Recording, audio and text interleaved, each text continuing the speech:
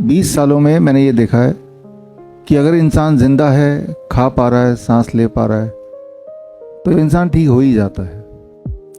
अगर आप किसी भी एलोपैथी डॉक्टर के पास जाएंगे, किसी भी बीमारी के लिए, कोई भी बीमारी का नाम जो आपके दिमाग में आता हो, सोच लीजिए। वो नाम आसान से आसान बीमारी जिसे माना जाता है डायबिटीज़ है, बीपी है, हार्ट है, या थोड़े मुश्किल बीमारी मानी जाती है किडनी फेलियर या कैंसर, जिसे थोड़ी मुश्किल मानी जाती है, या फिर लिवर की दिक्कत, या फिर न्यूरो डेवलपमेंटल डिसऑर्डर, या छोटे बच्चों से जुड़ी हुई बीमारियां। तो पहला तो शुरुआत ही यहीं से करते हैं कि ये बीमारी ठीक ही नहीं हो सकती, तो आपके दिमाग में घुसा ही देते हैं कि ठीक तो हो नहीं सकती। आप मान ही चुके हैं, एक्सेप्ट कर चुके हैं, लेकिन फिर भी आपको दवाई पे रहना है। जब ठीक ही नहीं हो सकती तो दवाई क्या कर रही है? तो बोलेंगे दवाई इसको कंट्रोल करेगी, मेंटेन करेगी।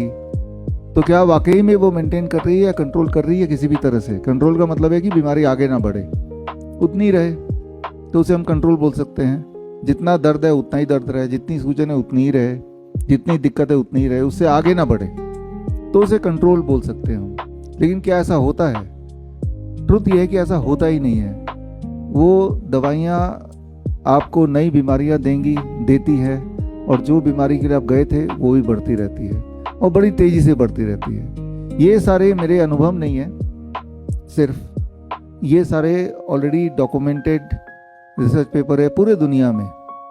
और मैं तो ये बोलता हूँ, आपने भी कई बार मेरे वीडियोस में देखे होंगे, कि एलोपैथी की कोई भी एक दवा जिससे कोई भी एक बीमारी 1% भी ठीक होती हो, 1%, मैं 100% तो बोल नहीं रहा, 1% भी ठीक होती हो, ऐसी कोई दवाई कोई बता दे तो मैं उसको 10 लाख रुपए दे दूंगा। अभी तक कोई आया ही नहीं, ऐसा आया ही नहीं। बड़ी से बड़ी बीमारी का आसान से आसान इलाज घर बैठे ही हो सकता है। अधिक जानकारी के लिए कांटेक्ट करें nearest doctor BRC clinic @ home.